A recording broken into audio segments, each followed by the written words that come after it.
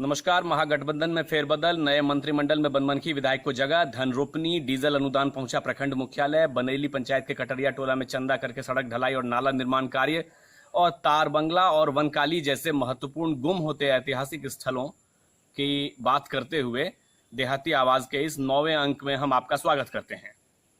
सबसे पहले बात करते हैं महागठबंधन की। है तो ये गांव की खबरों का एक पोर्टल या देहाती आवाज जो कहिए इसको, लेकिन जो बड़ी घटनाएं हैं राजनीति की वो गांवों को भी उतना ही प्रभावित करती हैं जितना शहरों को।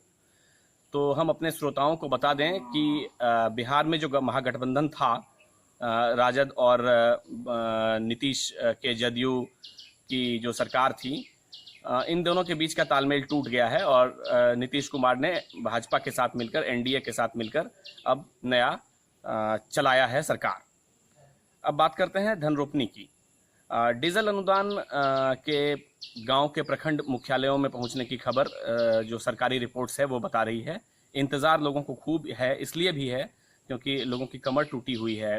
उसके धान को लगाने में, जो रोपनी करने में जो डीजल खर्च हुआ है, उसका दाम देते देते किसानों की हालात बहुत ख़राब हैं। तो इस तरह से हम अब बात करते हैं बनेली पंचायत के कटरिया टोला में चंदा जमा करके सड़क और नाला बनाने के बारे में। श्रीनगर प्रखंड मुख्यालय के पास ही बनेली प्रखंड या यूँ कहिए पंचायत है, बनेली पंचायत है। बनेली पंचायत में एक कटरिया टोला है जहां लोगों ने पंचायत की सिफारिश करते करते, पंचायत से दरख्वास्त करते करते जब लोग थक गए वहां, तो उन्होंने खुद चंदा जमा कर वहाँ पे सड़क को बनवाया, ढलाई करवाई सड़क की और नाले बनवाए हैं। तो ये एक खबर है जो काफ़ी ध्यान देने योग्य है अपने इलाके के लिए। अब हम बात करते हैं उन महत्वपूर्ण ऐतिहासिक स्थलों की जिनके बारे में पिछली कड़ी में भी हमने बात की थी, शहजादी के बारे में और फिर ग्राम देवता के बारे में। तो उसी कड़ी में हम बात करते हैं ऐसे दो और महत्वपूर्ण स्थलों की। तो इसमें पहला महत्वपूर्ण स्थल है तार बंगला। जो तार बंगला है ये श्रीनगर ड्योढ़ी का जो अहाता है, और आज जहाँ पे श्रीनगर आउटपोस्ट है, थाना और अस्पताल, इसके बीच में एक बड़ा खूबसूरत घर हुआ करता था जिसे तार बंगला कहा जाता था।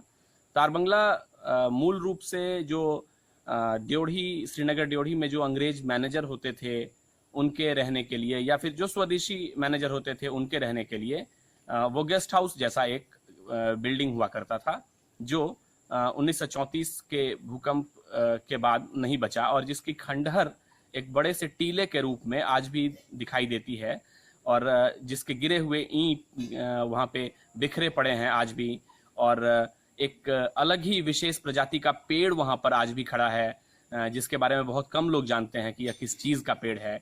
आज भी वनस्पति शास्त्र के वैज्ञानिकों के द्वारा यह आज तक पता नहीं लगाया गया है, न लगाने की कोशिश की गई है कि वह किस चीज़ का पेड़ है। तो एक तो वह तार बंगला था जिसके बारे में बताया जाता है कि उसके खिड़कियों के शीशे बेल्जियम ग्लास वाले हुआ करते थे, और आज भी जब वहाँ खुदाई होती है तो रंगीन, कभी सुनहली, कभी अलग अलग रंग की वहाँ पे शीशे मिलते हैं, जिससे कि उस इमारत की जो भव्यता थी उसको देखा और समझा जा सकता है।